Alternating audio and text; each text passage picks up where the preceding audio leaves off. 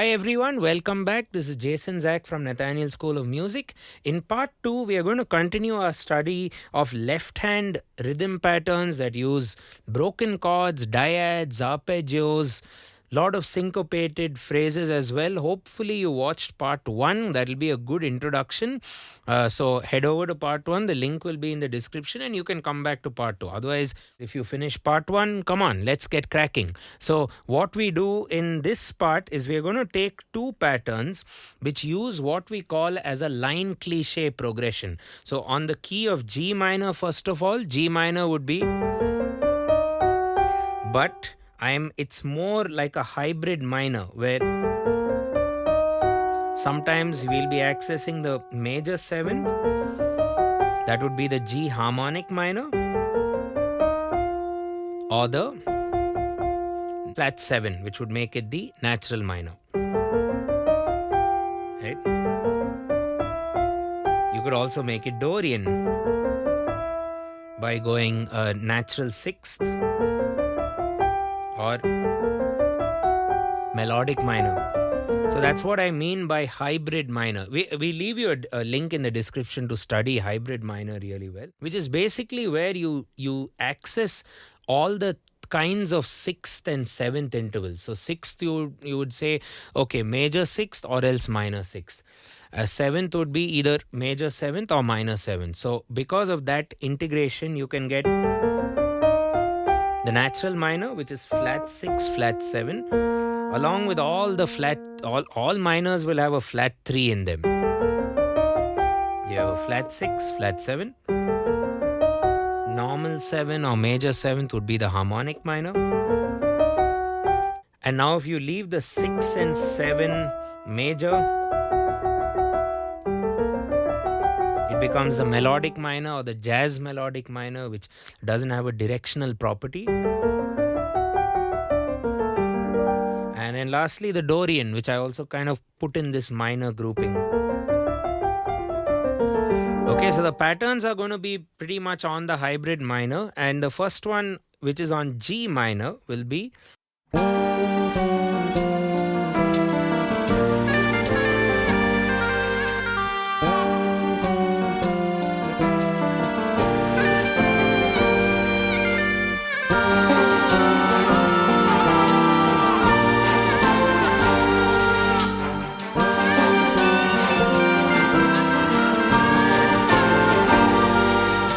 I'll play it first. Okay,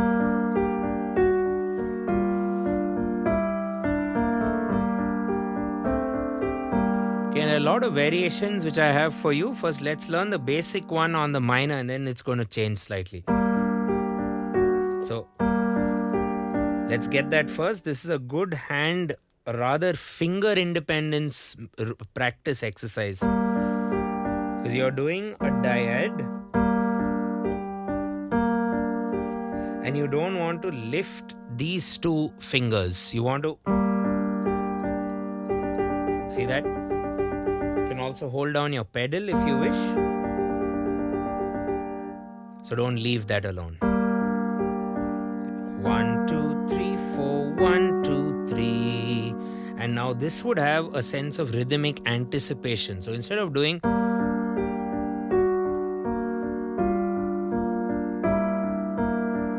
That's pretty predictable, I think.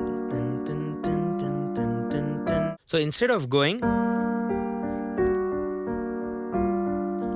everything at the downbeats, I'm going to access some of the ands by anticipating the beat. And 3 and 4 and 1 and 2 and 3 and 4 and 1 and 2 and 3 and 4 and 1 and 2 and 3 and 4. A lot of the ands.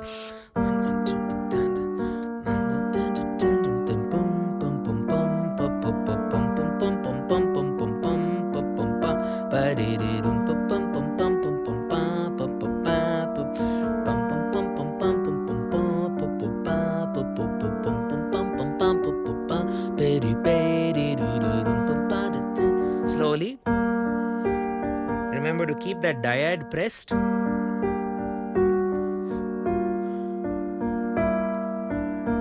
Repeat.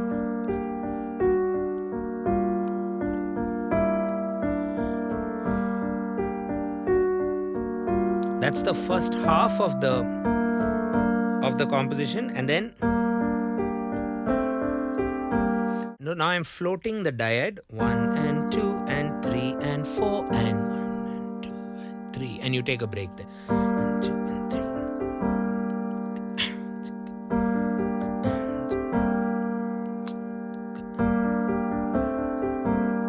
3. Okay, so the ending is going to keep changing just to access different scales or modes. So you can even do. So that's making it more natural minor. While if you do, it'll become harmonic minor, because harmonic would have that F sharp.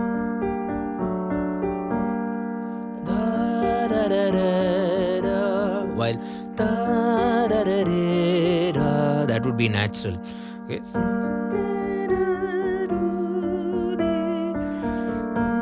But in the composition, I've just wavered between. I'm doing going up a dyad and then down a dyad.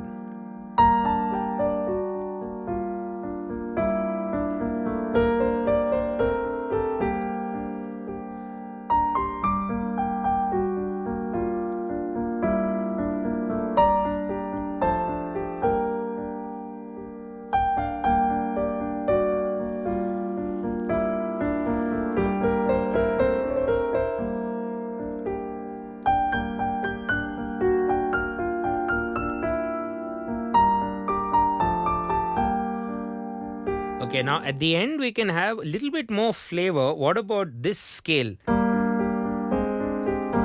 By flattening the 2 to a flat 2 or a minor 2, you get also a very exotic minor scale, the Phrygian scale. Still kind of minor, but with the flat 2 it makes it very interesting.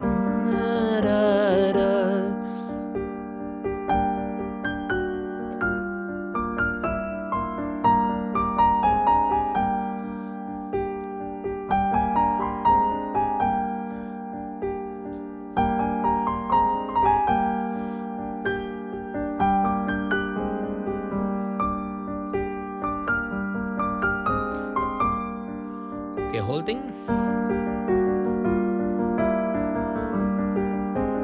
You can also do.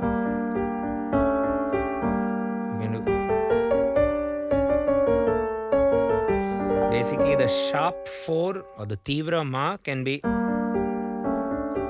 instead of doing that, so the variations of the dyad could be regular, Phrygian, and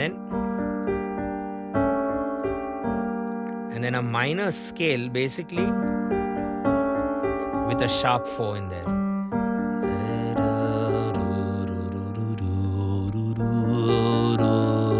There we go. One more time, very slowly.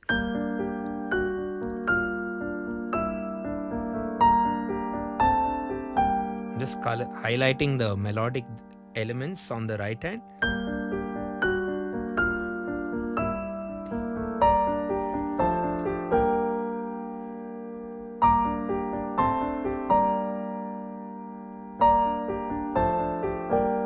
Phrygian variation, sharp 4.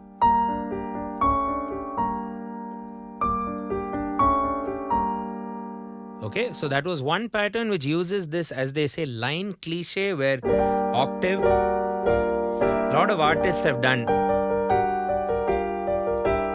It's a very common Latin chord progression, you could say. So I have one more on those lines, similar chords. Let's do that now. It's on the E flat minor. Or E flat, again, hybrid minor, so you could say natural, harmonic,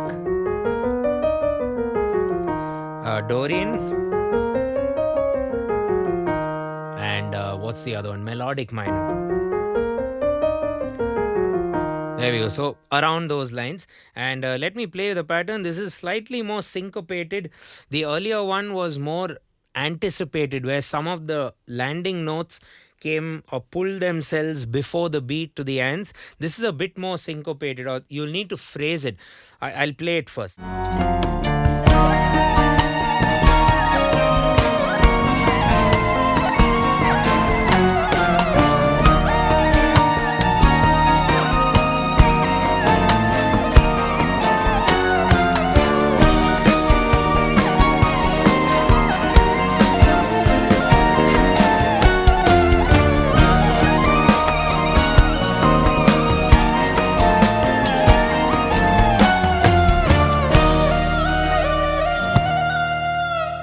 I'll play it once and then show it.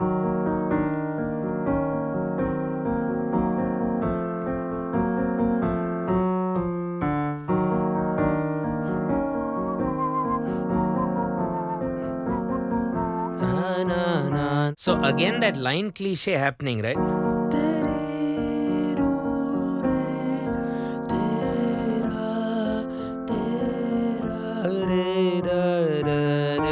And it accesses all of those hybrid minor notes, as you can probably hear. So how are we breaking this up? So starting with a dyad, and now an outer dyad, which is the root and the major seventh. Dyad basically means two notes.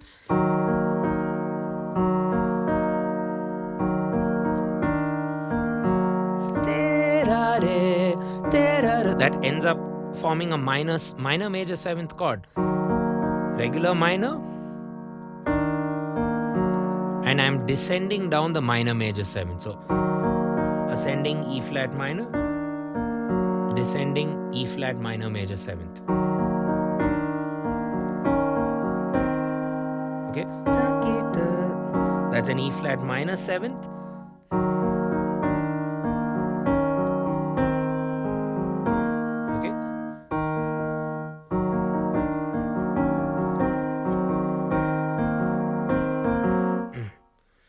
Okay, so after the minor seventh, I'll play that again till there.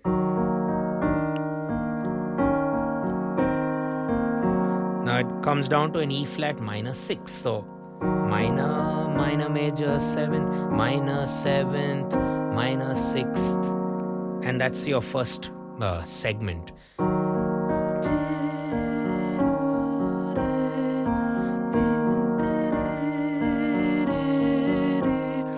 If you're finding it difficult to hit the dyads all the time, because I understand in the initial stages it'll be tough hitting the pinky and ring together, you can just go.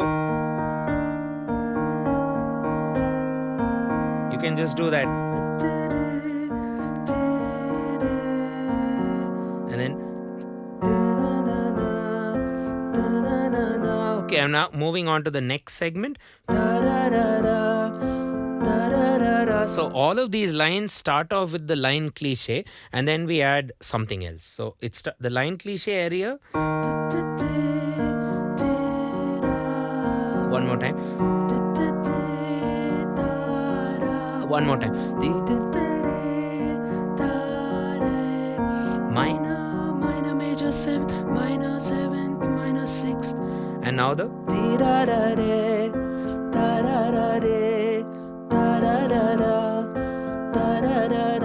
But instead of repeating that twice, I do.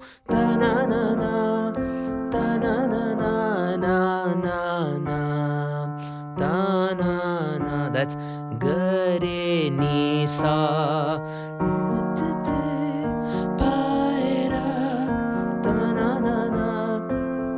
I like that sharp 4 in there also, makes it a bit more exotic.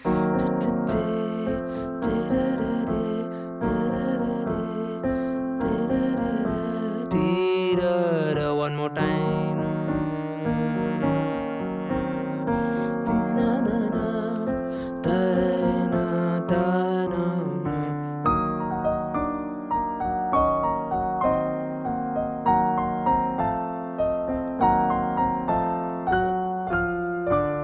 I like the octaves also there. You can even do octaves in the left hand.